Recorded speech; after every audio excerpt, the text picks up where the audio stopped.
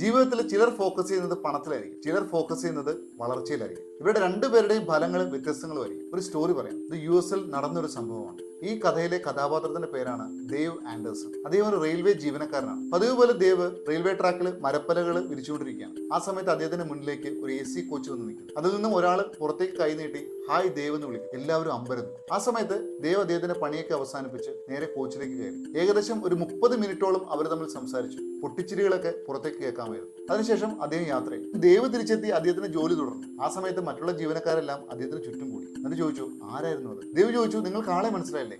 അദ്ദേഹത്തിന്റെ പേരാണ് gym Murphy, American റെയിൽവേയുടെ ചെയർമാനാണ്. ഇത് കേട്ടതോടുകൂടി മറ്റുള്ളവരെല്ലാവരും ഒന്ന് അമ്പരന്നു. എന്നിട്ട് അവർ ചോദിച്ചു, എങ്ങനെയാണ് നിങ്ങൾക്ക് ആ വ്യക്തിയുമായിട്ട് ഒരു ബന്ധം സ്ഥാപിക്കാൻ സാധിച്ചത്? ദേവ് ചെറിയൊരു പുഞ്ചിരിയോട് പറഞ്ഞു, 20 വർഷങ്ങൾക്ക് മുമ്പ് ഞാനും ജിമ്മും ഇതേപോലെ റെയിൽവേയിൽ വർക്ക് ചെയ്തിട്ടുണ്ട്. ആ സമയത്ത് ഞാൻ ഫോക്കസ് ചെയ്തിരുന്നത് എനിക്ക് 1 മണിക്കൂർ കിട്ടുന്ന $1.75 പക്ഷേ ജിമ്മ് ഫോക്കസ് ചെയ്യുന്നത് അമേരിക്കൻ റെയിൽവേയുടെ വികസനത്തിലാണ്. കിട്ടുന്ന പണം അദ്ദേഹത്തിൻ്റെ ഒരു ബൈ പ്രോഡക്റ്റ് ആയിരുന്നു. എന്താണ് ഈ കഥയുടെ മോറൽ? എന്തിലേക്കാണോ നമ്മൾ ഫോക്കസ് ചെയ്യുന്നത് അതാണ് നമ്മുടെ ഭാവി നിർണ്ണയിക്കുന്നത്. നിങ്ങൾ പണത്തിലേക്ക് ഫോക്കസ് ചെയ്താൽ നിങ്ങൾക്ക് പണം ലഭിക്കും. നിങ്ങൾ ഫോക്കസ് ചെയ്ത് നിങ്ങളുടെ വിഷനിലേക്കും നിങ്ങളുടെ വളർച്ചയിലേക്കുമാണെങ്കിൽ പണം നിങ്ങളെ പിന്തുടരും. എല്ലാവർക്കും ശുഭദിനം. Thank you so much.